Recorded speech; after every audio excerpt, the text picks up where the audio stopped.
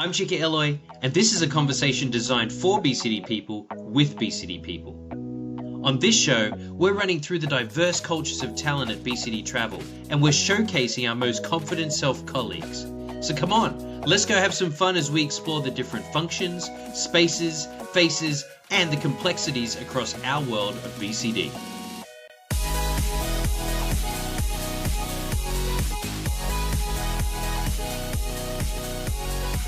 Welcome to the podcast. Pat Kocon, how are you today? I'm doing well, my friend. How are you today? It is good to get you on and live here. I know that you and I have spoken offline about a number of different topics, but let's just start with, why don't you share with our listeners, who are you, what do you do, and what secret sauce do you bring to the podcast this week? For sure. So my name is Pat Kocon. I am born and raised in Cleveland, Ohio, in the good old US of A. Ohio. I've been with, yes, sir, OH. I've been with BCD for 20 years this year. I went to travel school, if you can believe that. There was travel school way back in the day. From there, I started as an agent on our Pfizer account that we have, that we still have. And then I transitioned into some leadership roles. I was a supervisor for, a number of years. And then I transitioned into training. And then I transitioned into the role that I have now, which is a manager within the Contact Center Solutions Department. And we are going to dive deep into that in just a moment. But you just said something, travel agent school, Pat. So let me ask you a random question here. If you were to take yourself back into travel agent school, what is probably still one of the most relevant things that you learned? That's question number one. And then secondly, what would be something that they taught there that is completely irrelevant now? Oh, wow. So I would say something that's definitely relevant now is city codes. I think going into school and not knowing, assuming what an airport code is. The first time I heard LaGuardia, I had no idea what that was, no clue. And where the account I was working on at the time, they were based out of New York, and I had no clue what LaGuardia was. And my first week, servicing the clients, I was really nervous because I had no idea where the heck LaGuardia was. So yeah, I would say city codes are definitely an important thing, and LGA was not one of them that I learned in travel school. So that's so that's definitely something that I think is definitely still relevant. What's your favorite city code that you learned? Is there one random that most people on the call may struggle to get? Oh gosh, there's so many of them. One that just instantly pops in my head is Norfolk, Virginia. That's ORF. I don't know why. It just is. Obviously LaGuardia, because that was like my first real nervous piece of it, because I didn't think it was LGA. Other than that, those are probably the two that really stand out for those reasons. Good man. And then as far as probably what's not relevant in today's world, I would say when I was learning how to be an agent, we had these big box type of the computers or mechanisms or devices, whatever you want to call them. They were huge. They look like I'm dating myself here, but old black and white televisions with a keyboard, and they probably weighed about 50 pounds. Wow. And we had to learn there were specific functions on those machines that produce formats to get availability, ticket, reservations, things like that. So I know now in today's environment, there's a lot of things that are going away as far as how the scripting works. So I would say probably more or less the detailed formatting is not as relevant as it used to be in an agent role today. And let alone putting that big black box in your backpack and taking it home with you for everyday work, right? Hey. Wow, yeah, that's cool. For sure. Yeah, those things were moving, man. Yeah, those were just stationary, and those were your workstations. So those were. Gosh, I'm really dating myself, but yeah, that's what we worked on in travel school. Blast from the Past by Pat Kocon. Well, why don't you just walk us into then Contact Center Solutions? I know that I think it was episode 12. We had Amy Allard from the product side of your team kind of talk us through what she was thinking about with Chatbox and Snapchat and all of this. But why don't you give us the rundown on who you are and what your team does specifically? Yeah, for sure. So I've been in this department since 2010. And since that time, we have evolved and morphed into more defined roles as recently as of this year.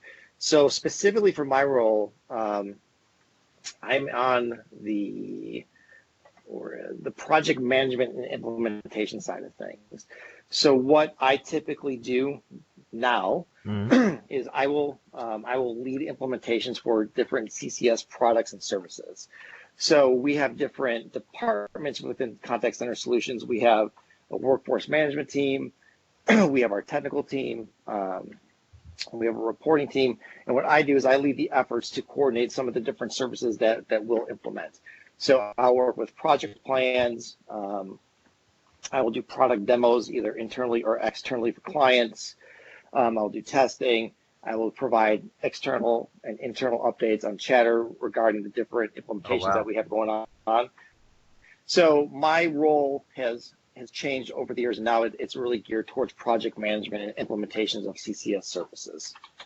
And as for your actual organization, could you walk us up the ladder as to who you bounce between and up towards with your leaders? Yeah, sure. So my leader, who I directly report to, is Lon Barrera. He is the head of our project management implementation team. And our overall leader, Terry Atwood, she started she started this department back in 2008, I want to say. I might be off on the year, so Terry, if you're listening, please don't get mad at me. And then that goes up to David Coppins. So Pat, it seems like there's a bit of an evolution going on here from when you first started. Maybe you can kind of give us, where has your role evolved to from when you started, almost 10 years ago now? So when we first started, we were implementing Genesis, the phone system. My goodness. Yeah, I know. And it was new for everybody, and we had all the different phone systems we were coming off of, which was Aspect. And there are two other ones that are escaping me at the very moment. We have a technical team now within CCS that will assist with things like I just mentioned.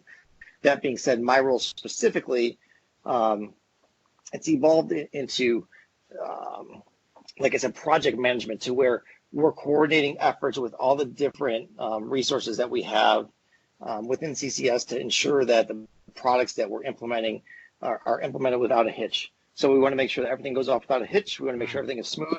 We want to make sure that the configuration is right, things like that. And so I'll take those different resources. We'll meet internally. We will go over our plan, and we will execute that plan and implement to the best possible way that we can. Very interesting. So what would you consider then one of the bigger challenges that you face during that project management and implementation stage?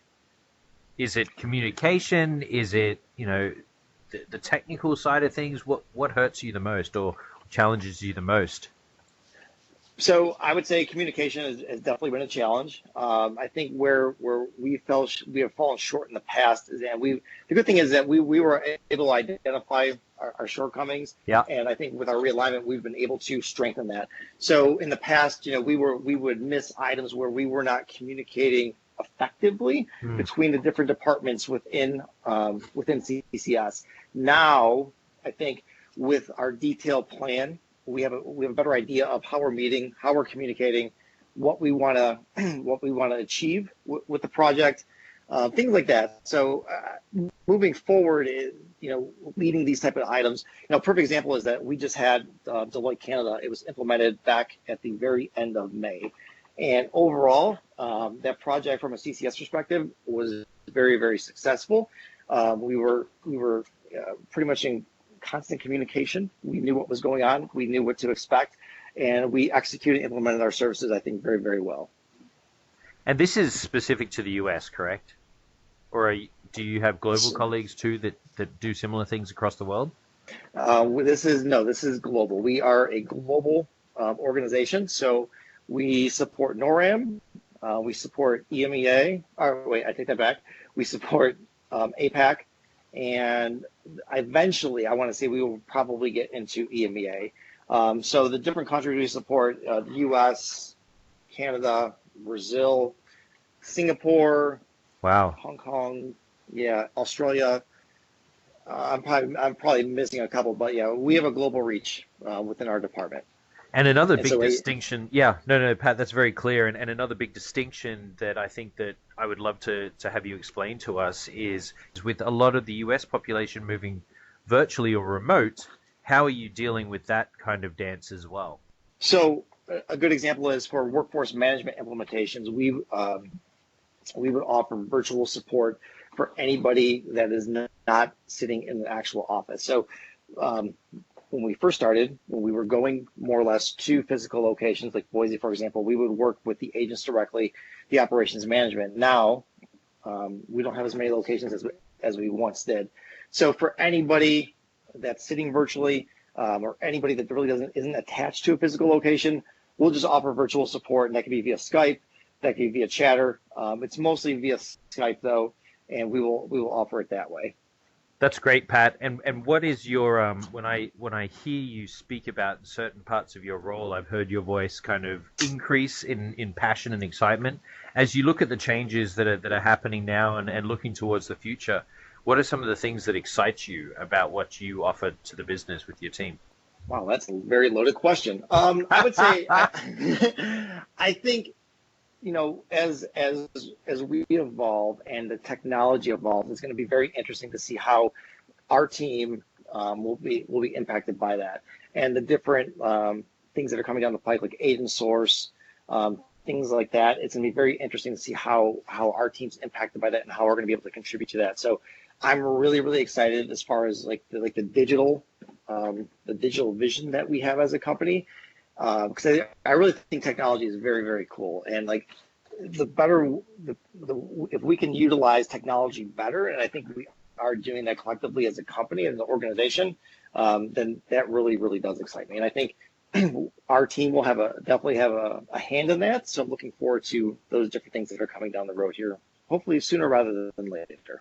Well, excellent. Well, Pat, we're coming up on our time here, and I know I only promised you around 15 minutes because I don't want to take you too much away from your work. So I have our closeout here, which is usually I ask 5 random questions to our subject matter expert. So you ready for your questions for today? Fire away. I'm ready. I hope you are, my friend. Question number 1. Have you ever been on a pogo stick? Oh my gosh, yes. And if I was to give you one years right ago, now, yes. how many bounces do you think you could just get on first time and go? Oh, 25 easily. I love that you just called out 25. Very good. Question number 2. The last person that you would have sent a text message to was? My cousin Justin. Question number 3. Hi, Justin. You're a big golfer. Have you ever on the course accidentally injured somebody? And what was that injury?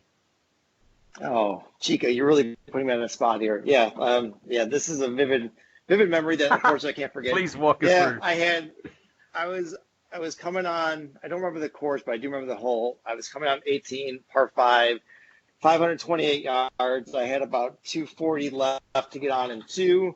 I bust out my 3-wood. I'm trying to hit a draw. Unfortunately, I hit a shank, and the ball went to the other hole on the left.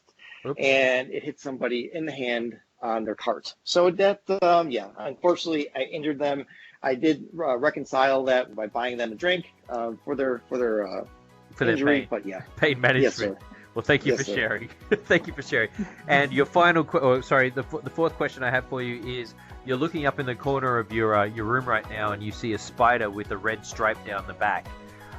Do you kill it, or do you call somebody else to come in and remove it? I'll take care of it myself. Final question, Pat, and thank you for being on today's podcast. What is the number 1 reason that you love working at BCD? The number 1 reason I can say this very passionately and definitively is my work-life balance. I love the fact that I'm able to do my work and have a very flexible schedule that works around what my needs are personally. So I love that. That's probably one of the best things about working for BCD. Pat Kocon, we appreciate you giving us your time today, and thank you for the insights. Yeah, for sure. Thank you for having me, Chica. I really appreciate it.